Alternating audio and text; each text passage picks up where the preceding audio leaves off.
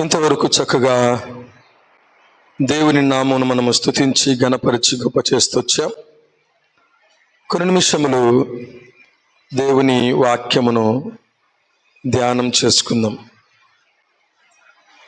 పరిశుద్ధ గ్రంథము నుండి అపోస్తలుల కార్యములు 1వ అధ్యాయము 3వ వచనాన్ని చదువుకుందాము.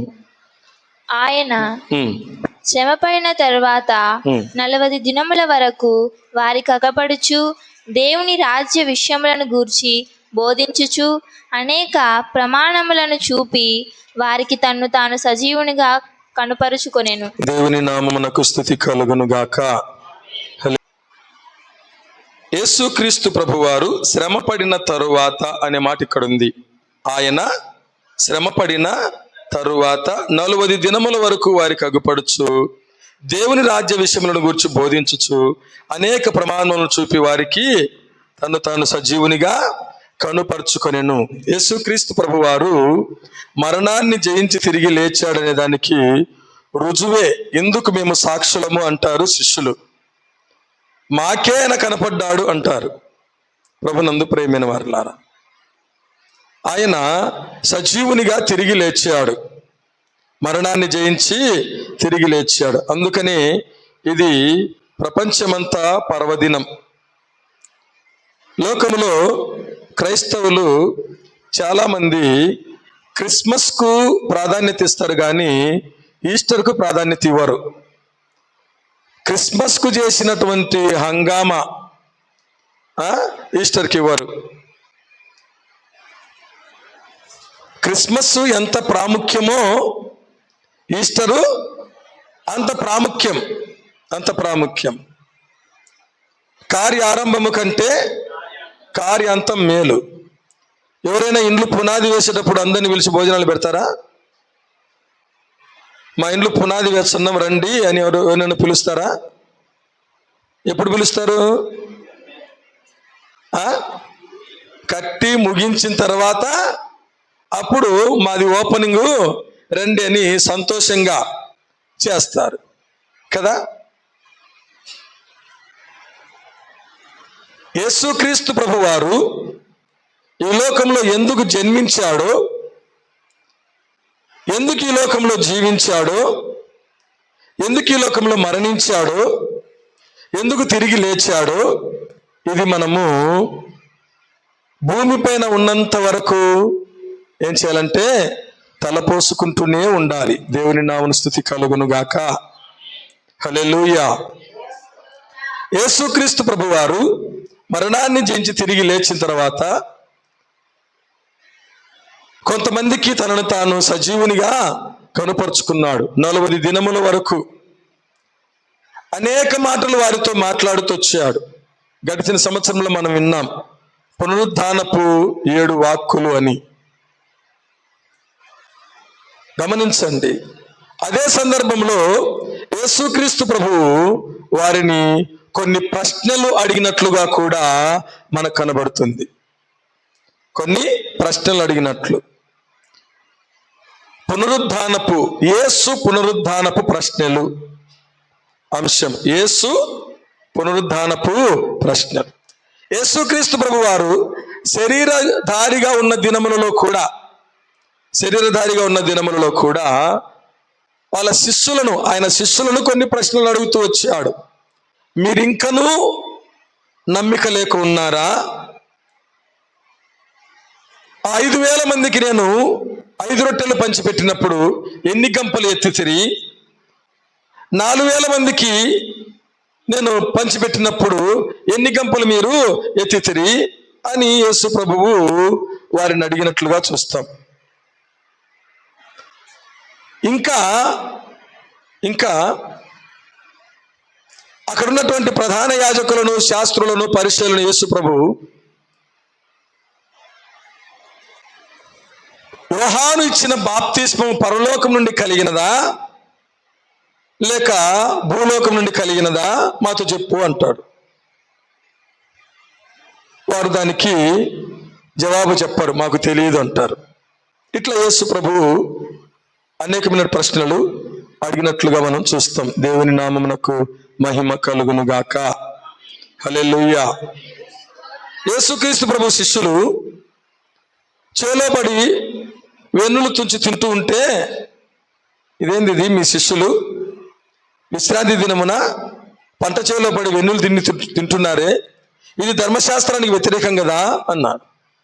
అప్పుడు యేసుప్రభు ఏమన్నాడంటే, తానును తనతో కూడా ఉన్నవారును, అంటే దావీదును తనతో కూడా ఉన్నవారును దేవాలయంలో ప్రవేశించి యాజకులు తప్ప ఎవరు కూడా తినకూడనటువంటి సముఖపు రొట్టెలు తిని నిర్దోషులైనారు కదా, అది మీరు ఎప్పుడు చదవలేదా అని అడుగుతాడు. యేసుక్రీస్తు ప్రభు అడిగే ప్రశ్నలకు సమాధానం ఎవరి దగ్గర ఉండదు సామాన్యంగా. అందుకనే యోబు అంటాడు, ఆయన 1000 ప్రశ్నలు వేస్తే ఒక సమాధానం కూడా నా దగ్గర లేదంటాడు. ఎన్ని ప్రశ్నలు? 1000 ప్రశ్నలు వేస్తే ఒకదానికి కూడా సమాధానము నా దగ్గర లేదంటాడు. అలాగున యేసుక్రీస్తు ప్రభు వారు మరణాన్ని జయించి తిరిగి లేచిన తర్వాత వారిని కొన్ని ప్రశ్నలు అడిగినట్లుగా మనం చూస్తాం. అందులో ప్రాముఖ్యముగా ఒక 5 మీ ముందు ఉంచాలని నేను ఆశపడుతున్నాను. అదేమిటనగా, మొదటిగా చూడండి, యోహాను సువార్త 20వ అధ్యాయము 15వ వచనం. యోహాను సువార్త 20వ అధ్యాయము 15వ వచనం. యేసు, అమ్మా ఎందుకు ఏడ్చుచున్నావు? అమ్మా ఎందుకు ఏడ్చుచున్నావు? చాలు. దేవుని నామమున స్తుతి కలుగును గాక. హల్లెలూయా. యేసుక్రీస్తు ప్రభువు అక్కడ ఒక స్త్రీతో మాట్లాడుతున్నాడు. ఆ స్త్రీ పేరేమిటనగా మగ్దలేనే మరియా. ఏమిటి? మగ్దలేనే మరియా. యేసుక్రీస్తు ప్రభువు మరణాన్ని జయించి తిరిగి లేచిన తర్వాత మొట్టమొదటిగా ఎవరికి కనిపించాడు? మగ్దలేనే మరియకే కనిపించాడు. ఆమెను అడుగుతున్నాడు, అమ్మా ఎందుకు ఏడ్చుచున్నావు? మనం ఏదన్నా అడిగామంటే మనకు తెలియదని అర్థం. యేసు ప్రభు అడిగాడు అంటే ఆయనకు తెలియదని కాదు, జాగ్రత్త వినాలి. యేసు ప్రభు అడిగాడంటే ఆయనకు తెలియదని కాదు. అరణ్యంలో ఇంతమంది ఉన్నారు, వారికి ఆహారం ఎట్లొస్తుంది అని యేసు ప్రభువే అన్నాడు. ఏమి చేయబోతున్నాడో తాను ఎరిగి వాళ్ళను పరీక్షిస్తూ ఆ మాట అడిగాడంట. అమ్మా ఎందుకు ఏడ్చుచున్నావు అంటే, నీ ఏడ్పునకు కారణము ఏమిటి అని దాని అర్థం. నువ్వు ఏడుస్తున్నావే, నీ ఏడుపునకు కారణము ఏమిటి అని దాని అర్థం. ప్రభునందు ప్రియమైన వారల, ఏడ్చేదానికి అనేక కారణాలు. ఇంకా కొంతమంది ఊరికనే ఏడుస్తుంటారు. ఏం ఏడుస్తుందంటే ఆమె ఏడ్చేదానికి కారణం ఉండాలని కూడా అంటూ ఉంటారు. ఆమె ఏడ్చేదానికి కారణం ఉండాలనా? ఎప్పుడు ఏడుస్తూనే ఉంటారంట. ఏడవకుంటే ఆశ్చర్యం కానీ ఏడిచే ఆశ్చర్యం ఏంది అనే వాళ్ళు కూడా ఉన్నారు లోకంలో. ప్రియమైన వారలారా, ఎందుకు ఏడ్చుచున్నావు? ఏడ్చిన వారిని కొన్ని మనం ఆలోచన చేస్తే, సమూయేలు మొదటి గ్రంథము 1వ అధ్యాయము 7వ వచనం. సమూయేలు మొదటి గ్రంథము 1వ అధ్యాయం 7వ వచనం. ఎల్కానా ఆమెకు ఏటేటా ఆ రీతిగా చేయుచునుండగా హన్నా యెహోవా మందిరమునకు పోవునప్పుడెల్లా అది ఆమెకు కోపం పుట్టించిన గనుక ఆమె భోజనము చేయక ఏడ్చుచూ వచ్చెను. ఆమె భోజనము చేయక ఏం చేస్తుందంట? ఏడ్చుచూ వచ్చెను. అంటే ఎండింగ్ లేదు ఆమెకు. కంటిన్యూగా ఏం చేస్తుంది? ఏడుస్తూనే ఉంది. ఏడ్చుచూ వచ్చాను. మనకు తెలుసు ఆమె ఎందుకు ఏడుస్తుందో. మనకు తెలుసును. ఎందుకు ఏడుస్తుందంటామా? గర్భఫలము కొరకు ఏడుస్తూ వచ్చింది. దేవుని నామమున స్తుతి కలుగును గాక. హల్లెలూయా. దేవుని సన్నిధిలో ఆమెకు దేవుడు గర్భఫలం ఇచ్చాడు. దేవుని నామమున మహిమ కలుగును గాక. ఆమె ఏడుపు ఎక్కడ పోయింది? దేవుని మందిరములో. ఆమె ఏడుపు ఎక్కడ పోయింది? దేవుని మందిరంలో పోయింది. దేవుని మందిరంలో. పరిష్కారం ఎక్కడ దొరికింది? దేవుని మందిరంలో పరిష్కారం దొరికింది. ప్రేమైన వారులారా, ఏడ్చేదానికి ఆమె కారణం.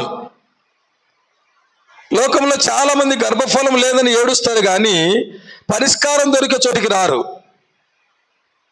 ఎక్కడ పరిష్కారం ఉందో అక్కడికి రారు. ఏమి చేయాలనో అది చెయ్యరు. ప్రేమైన వారులారా, రెండవదిగా ఇంకొక మాట చూడండి పరిశుద్ధ గ్రంథము నుండి. అదే సమూయేలు 2వ గ్రంథము 19వ అధ్యాయము. సమూయేలు 2వ గ్రంథము 19వ అధ్యాయము 2వ వచనం నుండి 5వ వచనం వరకు చూడండి. యుద్ధమందు సిగ్గుతో పారిపోయిన జనుల వలె వారు నాడు దొంగ నడకలతో వచ్చి పట్టణములో ప్రవేశించిరి. నాటి విజయము జనులకందరికి దుఃఖమునకు కారణమాయెను. రాజు ముఖము కప్పుకొని అబ్షాలోమా నా కుమారుడా, అబ్షాలోమా నా కుమారుడా, నా కుమారుడా అని కేకలు వేయచు ఏడ్చుచుండగా. దేవుని నామమున స్తుతి కలుగును గాక. ఎవరు ఏడుస్తున్నారంటే ఇక్కడ దావీదు రాజు ఏమని కేకలేస్తున్నాడంట? అబ్షాలోమా నా కుమారుడా, అబ్షాలోమా నా కుమారుడా, నా కుమారుడా అని ఏం చేస్తున్నాడు? బిగ్గరగా కేకలేస్తూ ఏడుస్తున్నాడు. ఎందుకింత ఏడుపు దావీదునకు? తను ఎంతగానో ప్రేమించిన వాని శాశ్వత ఎడబాటు. మరణమేమిటి? శాశ్వత ఎడబాటు. చాలా మంది మరణిస్తూ ఉంటారు. దావీదుకు అనేక కుమారులు ఉన్నారు. అయితే అబ్షాలోమును గూర్చి దుఃఖించినంతగా ఇంకెవరిని గూర్చి దుఃఖించలే. పోనీ అబ్షాలోము ఏమన్నా మంచోడా? అసలు అబ్షాలోము చచ్చిపోయింది ఎందుకంటే దావీదు పైన తిరుగుబాటు చేసినందుకు, తండ్రి పైన తిరుగుబాటు చేసినందుకే చంపేశారు, చచ్చిపోయాడు. దావీదునే చంపాలనుకున్నాడు కూడా, ప్రయత్నం చేశాడు. తండ్రినే చంపాలని ప్రయత్నం చేశాడు. ఘోరమైన పాపం చేశాడు అబ్షాలోము. అటువంటి అబ్షాలోము గురించి దావీదు ఎంతగా ఏడుస్తున్నాడు. కారణం ఏమిటంటే, మనం ఒకరిని ప్రేమిస్తే వారెంత తిరుగుబాటుదారులైనా సరే, ప్రభునందు ప్రేమైన వారలారా, వారి మరణాన్ని ఏమాత్రం కూడా ఓర్చుకోలేరు. ఇది ప్రేమించిన వారి శాశ్వత ఎడబాటును గురించి వచ్చేటటువంటి ఏడుపు. మొదటిగా గర్భఫలం లేదని ఏడ్చేటటువంటి వారు, శాశ్వత ఎడబాటును గురించి ఏడ్చేటటువంటి వారు. ఇంకో మాట చూడండి, విలాప వాక్యములు. 1వ అధ్యాయము 2వ వచనం. 1వ అధ్యాయం 2వ వచనం. రాత్రియందు అది బహుగా ఏడ్చుచున్నది. కన్నీరు, జాగ్రత్త వినాలి, కన్నీరు దాని చెంపల మీద కారుచున్నది. దాని విటకాంధ్రదరిలో దాని నోదార్చి వాడొకడునూ లేడు. దాని చెలుకాండ్రందరూ దాన్ని మోసపుచ్చిరి, వారు దానికి శత్రువులైరి. చాలు. ఇక్కడ ఒక పట్టణమును గూర్చి దేవుడు చెలవిస్తున్నాడు. ఆ పట్టణమే మనం అనుకుందాం. రాత్రి యందు అది బహుగా ఏడ్చుచున్నది, కన్నీరు దాని చెంపల మీదుగా కారుచున్నవి. ఎప్పుడో తెలుసునా? కుళ్ళుకొని రాత్రి నిద్ర లేక ఏమైపోతుంటాయి నీళ్ళు ఇట్లా. ఎప్పుడో ఎందుకో తెలుసునా?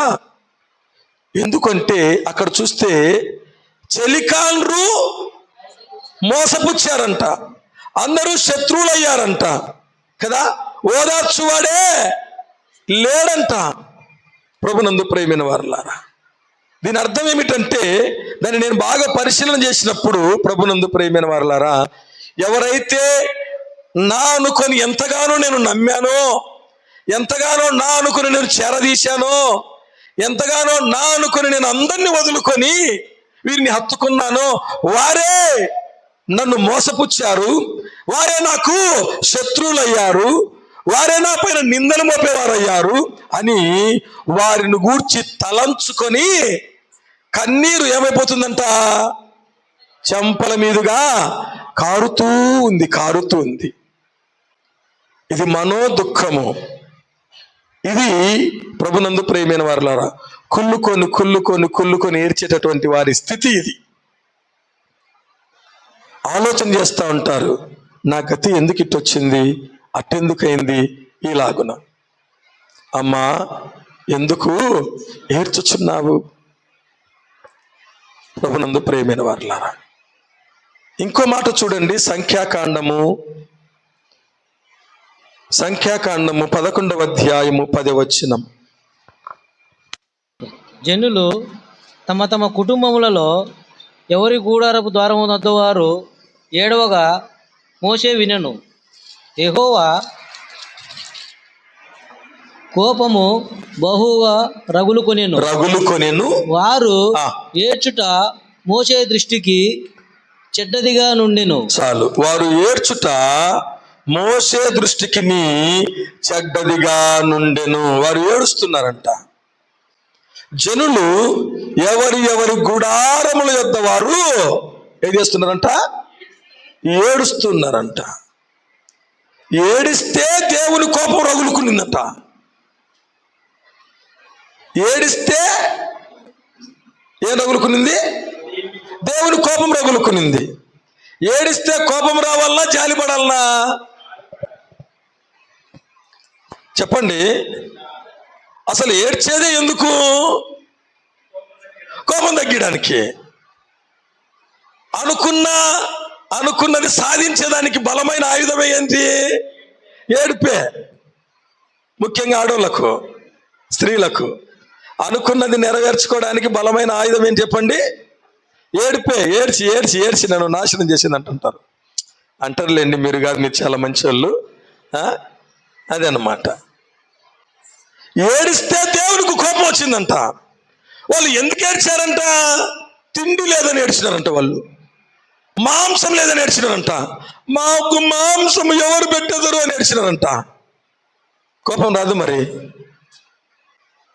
చెప్పండి, కోపం రాదు? సర్వశక్తిమంతుడైన దేవుడు ఆకాశం నుండి మన్నాను కురిపిస్తే కదా, సమృద్ధిగా తింటా ఉంటే, ఏమి కావాలని తింటూ ఉంటే, మాకు మాంసం లేదని ఏడుస్తారా? అట్లా ఏడ్చినారనుకోండి, తల్లిదండ్రులకి ఏమిస్తారు? ఏం తక్కువ చేసినారా నీకు, ఏం తక్కువ చేసినా, ఎందుకు ఏడుస్తుండవు అని కోపం వస్తుంది రాదా? కదా, ఇలా ఏడ్చే వాళ్ళు ఉన్నారు. అందుకని యేసుప్రభువు అన్నాడు, ఏమి తిందుమో ఏమి త్రాగుదుమో అని చింతించొద్దు, ఏడవద్దు. నువ్వు ఏడ్చేదానికి బలమైన కారణం ఉండాలి. నువ్వు ఏడ్చేదానికి బలమైన కారణం ఉండాలి. అమ్మా, ఎందుకు ఏడ్చుచున్నావు? ఆమె ఎందుకు ఏడుస్తుందో తెలిసిన? నా ప్రభువును ఎవరో ఎత్తుకొని పోయారు. ప్రభువు కోసం ఏడుస్తుందంటామా? నా ప్రభువుని ఎవరో ఎత్తుకొని పోయారు. ఆయన తోటమాలి అనుకొని జవాబు చెప్తా ఉంది. నా ప్రభువుని ఎవరో ఎత్తుకొని పోయారు. అయ్యా, ఎక్కడ ఉంచారు చెప్తే, నేను ఆయనను ఎత్తుకొని పోతానయ్యా అంటుంది. హల్లెలూయా. ప్రభు కోసం దుఃఖించే దుఃఖం ఇది. అమ్మా, ఎందుకు ఏడుస్తున్నావు? ఆమె బాధను తీర్చాడు. మరియా అనగానే ఆ స్వరము గుర్తుపట్టి రబ్బుని అన్నదంట. అమ్మా, బోధకుడా అన్నదంట. ఎందుకంటే నువ్వు ఏడ్చొద్దమ్మా, నేను లేచా. వలదు ఏడువలదు వెల్లుడి గలిలయకు, వలదు వలదు ఏడువలదు వెల్లుడి గలిలయకు, తాను చెప్పిన విధముగా తిరిగి లేచెను, పరుగెత్తి ప్రకటించుడి. హల్లెలూయా. ఆమె దుఃఖాన్ని తీర్చాడు దేవుడు. మనం ఎందుకు ఏడ్చాలో బలమైన కారణం ఒకటి చెప్తాను మీకు. చూడండి పరిశుద్ధ గ్రంథము నుండి లూకాసు వార్త 23వ అధ్యాయము 28వ వచనం. లూకాసు వార్త 23వ అధ్యాయము 28వ వచనం. యేసు వారి వైపు తిరిగి, యెరూషలేము కుమార్తెలారా, నా నిమిత్తము ఏడవకుడి, మీ నిమిత్తమును మీ పిల్లల నిమిత్తమును ఏడుగుడి. హల్లెలూయా. నా నిమిత్తము ఏడవకండి, నేను మరణాన్ని జయించి తిరిగి లేచిన. మీ నిమిత్తము మీ పిల్లల నిమిత్తము ఏడవండి, ఏడవండి. దుఃఖ దినాలని పాటించే వారులారా, ప్రభు కోసం ఉపవాసం ఉండమనుకునేటటువంటి వారులారా, మీకు ఒక గొప్ప సత్యం చెప్తాను, వినండి, జాగ్రత్త వినండి. ఈ దినాలలో ఏం చేస్తారు చెప్పండి? కొంతమంది మాంసం తినరు. కొంతమంది ఎన్ని రోజులు? నీ ఆరోగ్యం కోసం మాంసం తినకుండా ఉంటేది మంచిదే. ఆచారం కోసం ఏం చేస్తారు చెప్పండి? ఈ 40 దినాలు నేను ఎందుకు? యేసు ప్రభు శ్రమ దినాలంట కదా. యేసు ప్రభు రాత్రి బంధింపబడతాడు అని తెలిసి కూడా ఆయన ఏం చేస్తాడు తెలిసిన? మాంసం తిన్నాడు. ఆయన పండుగ చేసుకున్నాడు. ఏ పండుగ? పస్కా పండుగ చేశాడు. ఏం చేశాడు ఆయన? పస్కా పండుగ చేసి కడుపు నిండా రొట్టె మాంసం తిని ఆ యొక్క గెచ్చమైన తోటలోనికి వెళ్ళాడు ప్రార్థన చేయడానికి. ఎప్పుడు కూడా ఏ రాత్రి అయినా భోజనం చేసినట్లు నిద్రపోయినట్లు లేదు. ఆ రోజు మాత్రం తిని పోయినాడు. ఎందుకో తెలిసిన?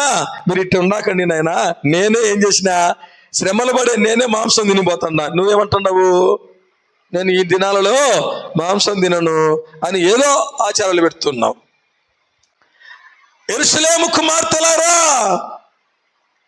దాని అర్థం ఏంటో? సంగమా, లోకముల సంగములారా, నా నిమిత్తము ఏడవకండి, మీ నిమిత్తము మీ పిల్లల నిమిత్తము ఏడవండి, మీ పిల్లల నిమిత్తం ఏడవండి.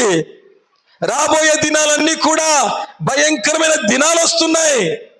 పశ్చిమానుకే వారు ఇలాగూ చేసిన ఎడలా ఎండిన దానికి ఇంకేమి చేయుదురో అని అంటున్నాడు. మీ పిల్లల నిమిత్తం ఏడవండి, వారి భవిష్యత్తు కొరకు ఏడవండి, వారి రక్షణ కొరకు ఏడవండి, వారు నిత్య జీవం పోవాలని ఏడవండి. అంతేకాని నా నిమిత్తము ఏడవకండి. అమ్మా, ఎందుకు ఏడుస్తున్నావు? నీ ఏడుపునకు కారణం ఏమిటి? దేని నిమిత్తం నువ్వు ఏడవకూడదు? దేవుని నామమున స్తుతి కలుగును గాక. హల్లెలూయా. యేసుక్రీస్తు ప్రభు అన్నిటికీ మనకు పరిష్కారము, అన్ని సమస్యలకు పరిష్కారం యేసుక్రీస్తు ప్రభు. రెండవదిగా చూడండి పరిశుద్ధ గ్రంథం నుండి, అదే యోహాను సువార్త 20వ అధ్యాయం 15వ వచనం మరలా చదువుకుందాం. 20వ అధ్యాయం 15వ వచనం. అమ్మా, ఎందుకు ఏడ్చుచున్నావు? ఎవరిని వెతుకుచున్నావు? ఎవరిని వెతుకుచున్నావు? చాలు. ఎవరిని వెదకుచున్నావు? ఇదొక ప్రశ్న. ఎవరిని నువ్వు వెదకుచున్నావు? ప్రేమైన వారులారా, ఆనాడు మగ్దలేనే మరియాతో అడిగినట్లుగా ఈరోజు నిన్ను అడుగుతున్నాడు దేవుడు. మరణాన్ని జయించిన యేసుక్రీస్తు ప్రభు అడుగుతున్నాడు, నీ కష్టములో, నీ నష్టములో, నీ వ్యాధిలో, నీ బాధలో, నీకున్న ఇబ్బందిలో ఎవరిని వెతుకుచున్నావు నువ్వు? నీ కష్టములో సహాయం కొరకు ఎదురు ఎవరిని వెతుకుచున్నావు? నీ వ్యాధిలో సహాయం కొరకు ఎవరిని వెతుకుచున్నావు? నీ ఇబ్బందిలో సహాయం కొరకు ఎవరిని నువ్వు వెతుకుచున్నావు? ప్రభునందు ప్రేమైన వారులారా, నీ విడుదల కొరకు ఎవరిని నీవు వెతుకుచున్నావు? ఎవరిని వెతుకుచున్నావు? ప్రేమైన వారులారా, గమనించండి. కొంతమంది మంచి డాక్టర్లను వెతికేవాళ్ళు. ఎవరిని వెతికేవాళ్ళు? మంచి డాక్టర్లను వెతికేవాళ్ళు. డాక్టర్లను వెతకడం తప్పు కాదు. ఒక రాజు డాక్టర్లను వెతికాడు, దేవుణ్ణి విడిచిపెట్టాడు. ఒక రాజు డాక్టర్లను వెతికాడు, వైద్యులను పట్టుకున్నాడంట, అట్నే చచ్చిపోయినాడంట. వైద్యులను పుట్టించింది దేవుడు, వారికి జ్ఞానం ఇచ్చింది దేవుడే. దేవుని నామమున స్తుతి కలుగును గాక. హల్లెలూయా. ప్రాధాన్యత. కొంతమంది డాక్టర్లను వెతికేవాళ్ళు దేవుడు అవసరం లేదని చెప్పి, కొంతమంది పూజారులను వెతికేవారు, మంత్రగాళ్ళను వెతికేవారు, తాయెత్తేసి వాళ్ళని వెతికేవాళ్ళు కదా. ప్రభునందు ప్రియమైన వారలారా, సౌలు ఘోరంగా మరణించడానికి కారణం ఏంటో తెలిసిన? కర్ణ పిశాచము గల దానిని వెతికినందుకు. దినవృత్తాంతముల మొదటి గ్రంథము 10వ అధ్యాయము 13వ వచనం. 10వ అధ్యాయం 13వ వచనం. ఈ ప్రకారము యెహోవా ఆజ్ఞ గైకొనక ఆయన దృష్టి ఎదుట ద్రోహము చేసినందుకును, యెహోవా యొద్ద విచారణ చేయక కర్ణ పిశాచముల యొద్ద విచారణ చేయుదాని వెదకినందుకును సౌలు హతమాయెను. సౌలు ఏమైనాడంట? హతమయ్యాడు. ఈ సమయమందు నీతో దేవుడు మాట్లాడుతున్నాడు. నీ వ్యాధి ఏదైనా, నీ కష్టం ఏదైనా, నీ నష్టం ఏదైనా, నీ ఇబ్బంది ఏదైనా సరే, ఒకవేళ అది మరణానికే వచ్చిందా స్వీకరించు. మరణానికే వచ్చిందా స్వీకరించు. నీ చిత్తమైతే ప్రభువా ఇప్పుడే తీసుకో, నీ సన్నిధిలో నేనుంటా. ఇప్పుడు కాకపోయినా 10 ఏళ్ళకైనా 20 ఏళ్ళకైనా 30 ఏళ్ళకైనా ఏం కావాలి? చచ్చిపోవాలి. చచ్చిపోతే ఎక్కడుంటుందో తెలుసునా? నరకంలో జీవితాంతం యుగ యుగాలు మండేది కావాలనా, లేకపోతే యుగ యుగాలు దేవుని సన్నిధిలో ఉండేది కావాలనా? రెండోసారి మరణం రాదు కదా ఈ లోకంలో. రెండోసారి మరణం రాదు కదా. ఎందుకు తమ దేహాలను అప్పగించారు శద్రకు, మేషకు, అబేద్నెగోలు? మా దేవుడు రక్షింపకపోయినా సరే ఒకసారి చచ్చిపోతాం, ప్రభు చెంతనుంటాం. ఎందుకు సింహాల గోలోనికి వెళ్ళిపోయారు దానియేలు? రక్షించకపోని చచ్చిపోతే ఎక్కడుంటా? దేవుని దగ్గర ఉంటా. ఈ రోజు బతికితే రేపు సావనే గ్యారెంటీ ఏమన్నా ఉందా? లేదు. అలాంటప్పుడు ఎందుకు నీ ఆత్మను నాశనం చేసుకోవడానికి అక్కడ ఇక్కడ వెతుకుతున్నావు? ఎవరిని వెతుకుతున్నావు? ప్రభునందు ప్రియమైన వారలారా, గమనించండి. మరణాన్ని జయించి సజీవుడైనటువంటి యేసుక్రీస్తు ప్రభువును మనం వెదకాలని వాక్యం చెబుతుంది. ఆయన్ని వెదకుండా, మరణాన్ని జయించిన సజీవుని వెదకుండా, జీవము లేని నిర్జీవమైన వాటిని పూజ చేసే వాటి దగ్గరికి వెళ్ళి నీ ఆత్మను నువ్వు ఎందుకు పాడు చేసుకుంటావు? కీర్తనలు 16వ కీర్తన నేను ఎందుకు చదివించానో తెలిసిన భాగమును, నీ పరిశుద్ధుని నీవు కుళ్ళు పట్టనీయవు, నా ఆత్మను పాతాళములో విడిచిపెట్టవు. దేవుని నామమున స్తుతి కలుగును గాక. అది యేసుక్రీస్తు ప్రభు యొక్క ప్రవచనం. అది ప్రవచనం. నిన్ను నన్ను కూడా కుళ్ళు పట్టనీయడు దేవుడు. నిన్ను నన్ను కూడా పాతాళంలో విడిచిపెట్టడు దేవుడు. చచ్చిపోయి లేచినాడు, స్వామి భక్తుల కగుపడినాడు, సచ్చినను నన్ను లేపుతాడు, చావు అంటే భయపడరాదు. హల్లెలూయా, హల్లెలూయా. ఒక స్త్రీ యేసుని వెదకింది. గ్రీసు దేశస్తురాలు.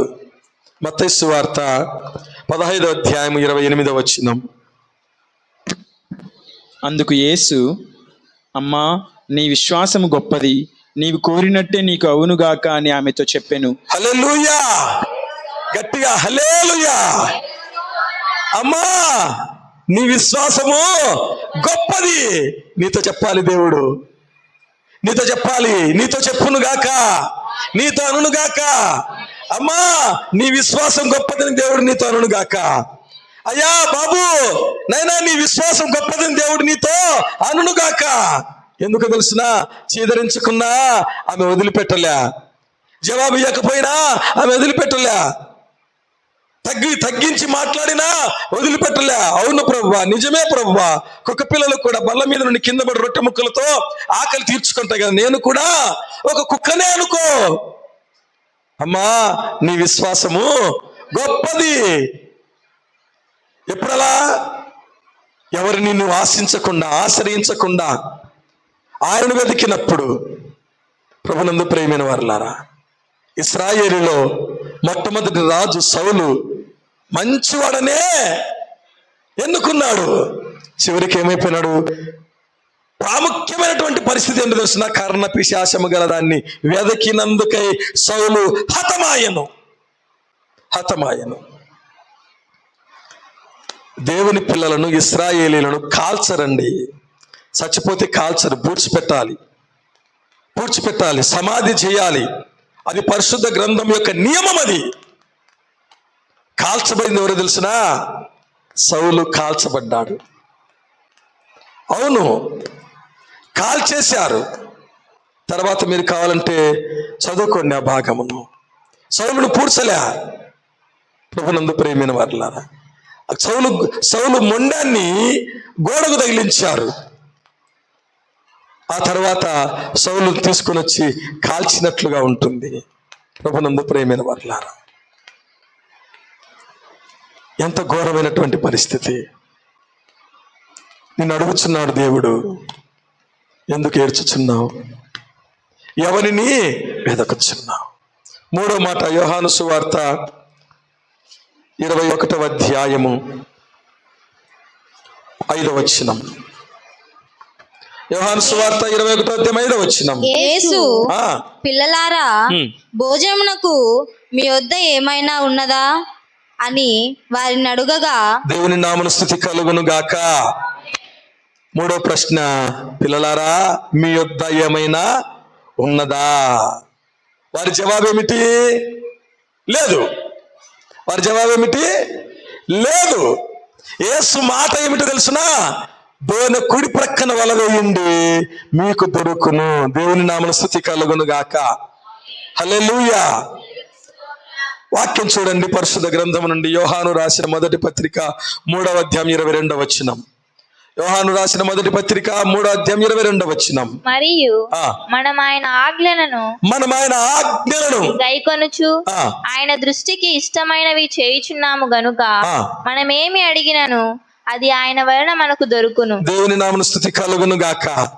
గట్టిగా స్తుతించండి. హల్లెలూయా.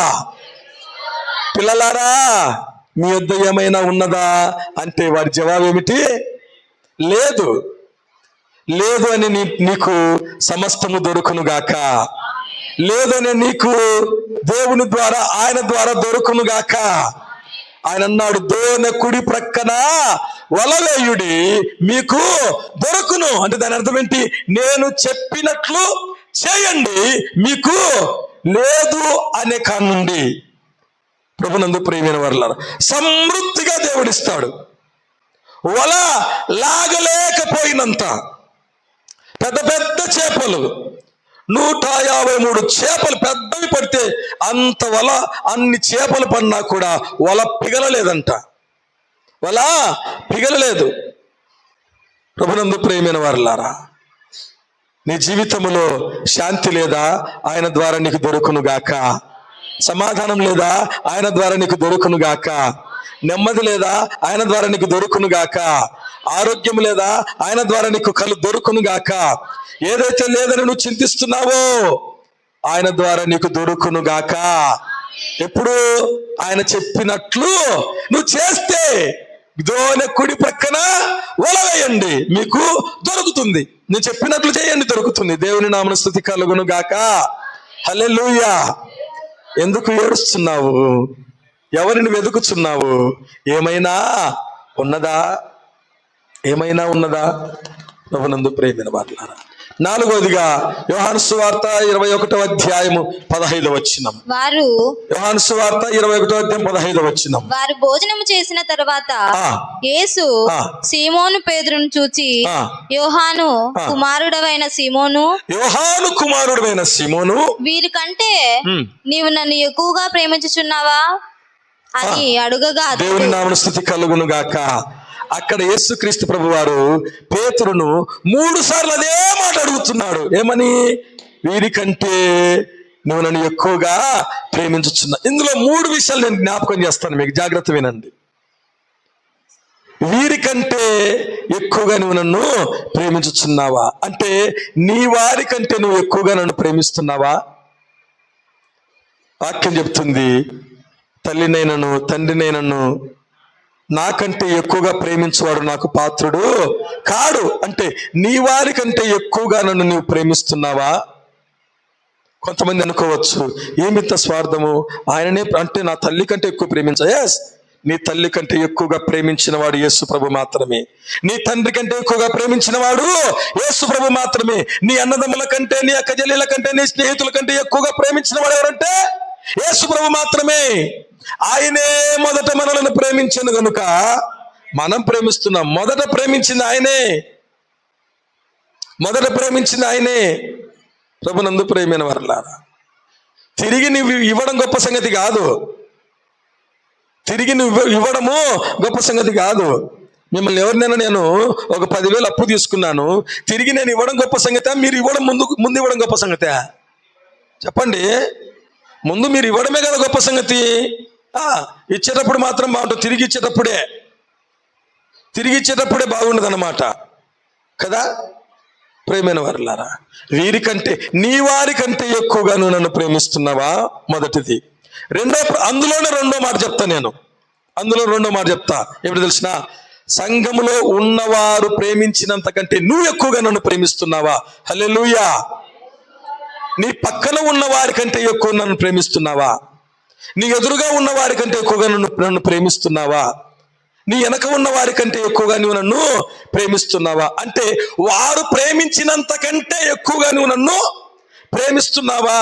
అంటే వారి ప్రేమ కంటే నీ ప్రేమ ఎక్కువ నా పైన ఉన్నదా అని దాని అర్థం.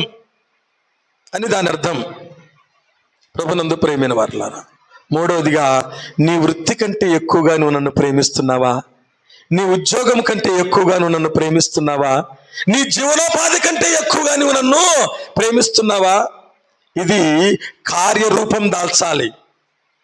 ఏం దాల్చాలి? ఇది కార్యరూపం దాల్చాలి. ప్రభునందు ప్రేమైన వారలారా, నా వృత్తి కంటే ఎక్కువగా నేను నిన్ను ప్రేమిస్తున్నాను ప్రభువా. అలాగైతే నువ్వు ఎక్కడుండాలో తెలిసినా దేవుని సన్నిధిలో ఉండాలి. వీరు నిన్ను ప్రేమించినంత కంటే నేను ఎక్కువగా ప్రేమిస్తున్నాను ప్రభు అంటే, వారికంటే నీ క్రియలు ఎక్కువ ఇక్కడ కనపడాలి.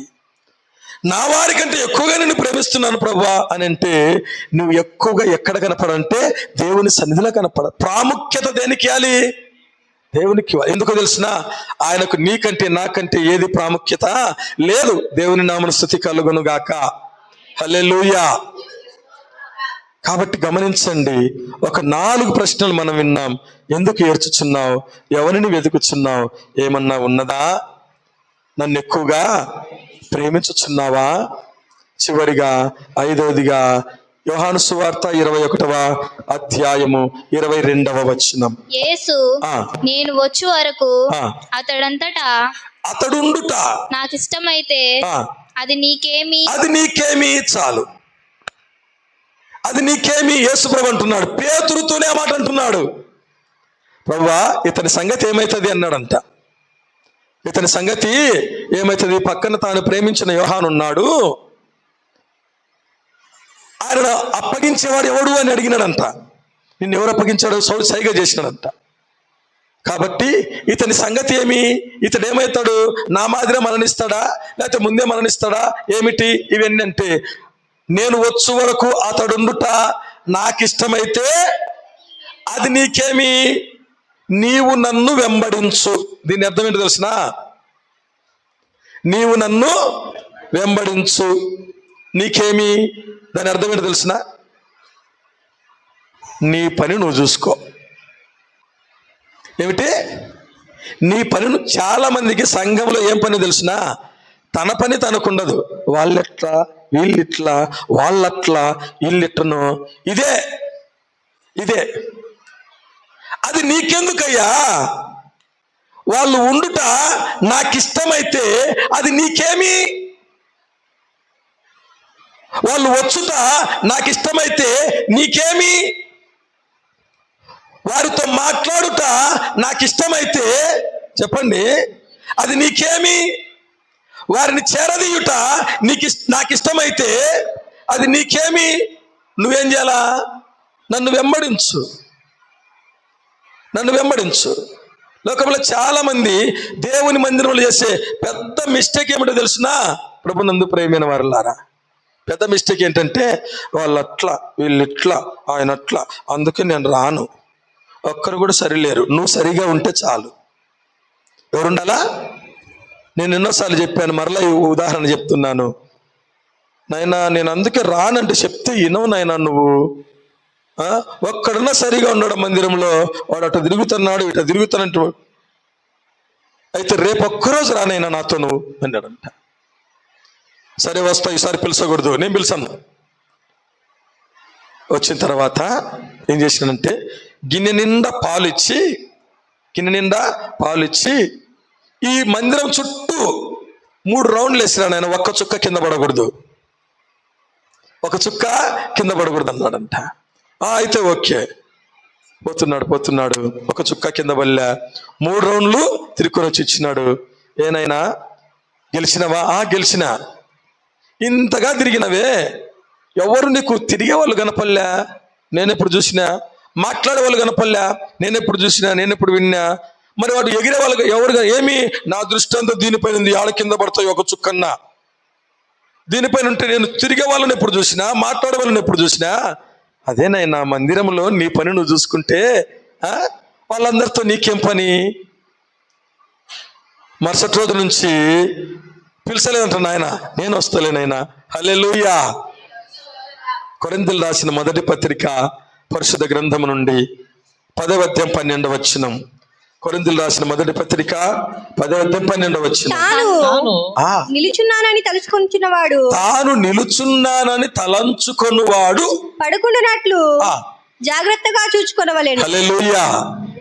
సంఘములో ప్రియమైన సహోదరి సహోదరుడా, నువ్వు నిలుచున్నాని అనుకుంటున్నావా? అయితే నువ్వేం చేయాలా? పడకుండానట్లు జాగ్రత్తగా చూసుకో. నువ్వు పడకుండానట్లు జాగ్రత్తగా చూసుకో.